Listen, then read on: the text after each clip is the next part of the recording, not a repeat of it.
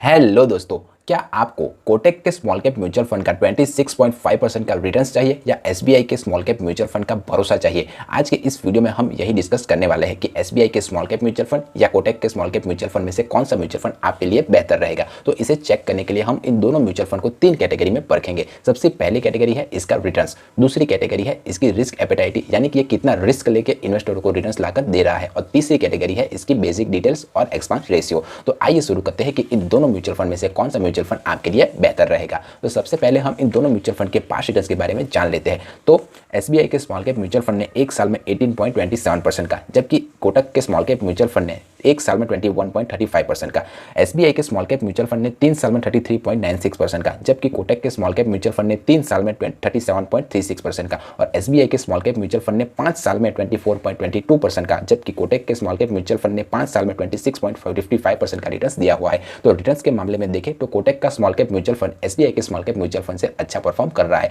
तो क्या आप रिटर्न्स के बेस पर इन्वेस्टमेंट करना चाहोगे? तो मुझे कमेंट करके बताइए।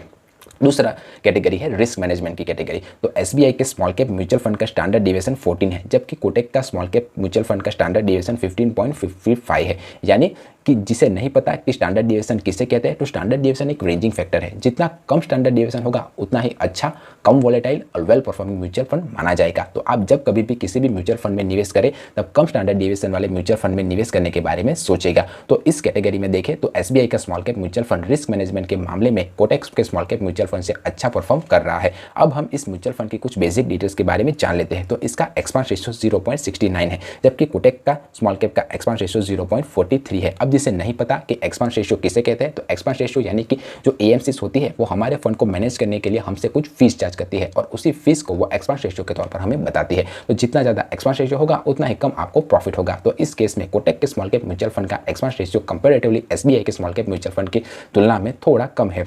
तो इस कैटेगरी में Kotak small cap mutual fund जीत जाता है। तो कोटक का small cap mutual fund returns के मामले में और एक्सपेंस रेशियो के मामले में अच्छा परफॉर्म कर रहा है, जबकि इसकी रिस्क एपेटाइटी थोड़ी हाई है। तो अगर आप रिस्क की कैटेगरी में भी अगर सेफ साइड ढूंढना चाहते हो तो आपके लिए कोटक का small cap mutual fund preferable नहीं रहेगा। आप एसबीआई के स्मॉल कैप म्यूचुअल फंड में चुनिए। पर अगर आप स्मॉल कैप म्यूचुअल फंड में इन्वेस्ट करना चाहते हो तो ये एक वैसे ही रिस्की म्यूचुअल फंड है, तो आप डेफिनेटली कोटक के स्मॉल कैप म्यूचुअल फंड में इन्वेस्ट कर सकते हो। तो आप इन दोनों में से किस म्यूचुअल फंड में इन्वेस्टमेंट करना चाहते हो या ऑलरेडी इन्वेस्टेड हो, आप मुझे कमेंट करके बताइए। मेरे व्यूअर्स को भी हेल्प हो जाएगी कि इन दोनों म्यूचुअल फंड में से कैसा परफॉर्म ये दोनों म्यूचुअल फंड कर रहे हैं।